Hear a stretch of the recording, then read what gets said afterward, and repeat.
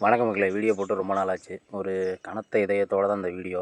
அது என்னன்னா, காலையில ஒரு சின்ன ஒரு நியூஸ் பார்த்தேன். அத பார்த்தோனே நம்மளுக்கு கொஞ்சம் பக்குன்னு ஆயிருச்சு. என்னடா நடந்துக்கிட்டு இருக்கு?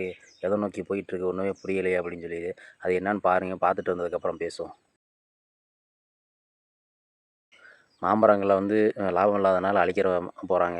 அது என்ன ஒரு வருத்தம்னாக்கா, இப்ப மாம்பழம் அதிகமா கொள்முதல் பண்றதுல, அதிகமா விளைவிக்கிறதுல ஒரு அதிகப்படியான ஊர்கள் அப்ப நம்ம தமிழ்நாட்ல எடுத்துக்கிட்டோம்னாக்கா, அந்த முதல் 5 இடத்துல எங்க ஊர் வந்துரும். திண்டுக்கல் டிஸ்ட்ரிக்ட்ல நத்தா அந்த ஏரியா வந்துரும்.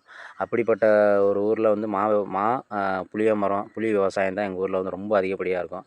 நத்தா மாம்பழம்னு ஒரு நல்ல பேரே இருக்கு. அப்படிப்பட்ட ஒரு ஊர்ல மாமரத்தையே ஒட்டுமொத்தமா அழிக்கப் போறாங்க அப்படின்னு இது வந்து இப்போ நியூஸ்ல வந்தனால அப்படி இருக்கு.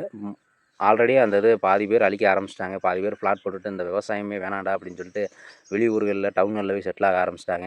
இப்படியே போயிட்டு இருந்தா என்ன மாதிரியான ஒரு பெரிய விளைவுகள்ல போய் நிக்கும் அப்படின்னு தெரியல. தமிழ்நாடு அரசு தான் இதுக்கு ஒரு சரியான தீர்வு காணணும். ஏன்னா வந்து இப்போ நானும் மாமரம் ஒரு 50, 60 மரம் வச்சிருக்கேன். மாங்காய வந்து நம்ம எதிர்பார்க்காத விட ரொம்ப மோசமான ரேட்டுக்கு போகுது. ரூ. 5, ரூ. 10, ரூ. 15 அப்படி இருக்கும்போது அத கூலி ஆள் விட்டு அத பறிச்சு கொண்டு போய் டிரான்ஸ்போர்ட் செலவு இதெல்லாம் கூட்டி கழிச்சு பார்க்கும்போது ரொம்ப லாபம் வருது. என்ன சொல்றது? நம்ம கை காசு டபுள் மடங்கா நம்ம போடுற மாரி இருக்கு. ஆல்ரெடி நம்ம செலவழிச்சு தான் அந்த மாமரம் வந்து பூ பூக்கிறதுலேருந்து அத காயா பறிச்சு கொண்டு போய் கடையில சேர்க்குற வரை எல்லாத்துக்கும் செலவு பண்ணியிருக்கோம். மறுபடியும் நம்ம கை காசுலேருந்து நம்ம நட்டமாகுறதுக்கு அதுக்கு பேசாம விட்டுறலாம்னு சொல்லி நான்லாம் மாங்காய ஒடிக்கவே இல்ல.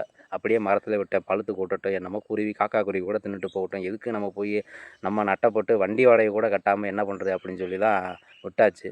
இப்படியே போயிட்டு இருந்தா விவசாயம் வந்து மாம்பழத்துக்குன்னு பேர் போன ஊர்ல வந்து ஒரு காலத்தில மாமரமே இல்லாத சூழ்நிலையை நோக்கி போயிட்டுருக்கோம். இப்போதைக்கு நம்மளுக்கு பெருசா தெரியாது. எங்கேயோ ஒருத்தர் மாமரத்த அழிக்க போறாரு அவ்வளோதானே. அவர் எந்த அளவுக்கு விரக்தியில இருந்திருப்பாரு, எவ்வளோ பாதிப்ப சந்திச்சுக்கிருப்பார், சந்திச்சுட்டுருக்கோம். கண்கூடா நாங்கலாம் பார்த்துருக்கோம். அதனால நாங்களே விரக்தி இந்த வருஷம் அந்த மாங்காயே பறிக்க வேணாம்டா அப்படின்னு நான் முடிவு பண்ணியிருக்கேன். அடுத்த இன்னும் 4, 5 வருஷம் போகும்போது அந்த மாமரமே வேணாம்டா. அத வெட்டிட்டு ஒண்ணும் வேற எதனாச்சும் பண்ணுவோம். இல்லாட்டி வித்துருவோம்டா அப்படின்ற மாரி இடத்த கூட வித்துருவோம்டா. போய் எங்கேயாச்சும் நிம்மதியா செட்டில் ஆகணும்டா அப்படின்ற முடிவுக்கு போவோம். அப்படி தான் போயிட்டுருக்கு. பார்த்துக்கங்க. தமிழ்நாடு அரசு தான் அதுக்கு ஒரு நல்ல முடிவு எடுக்கணும். நன்றி.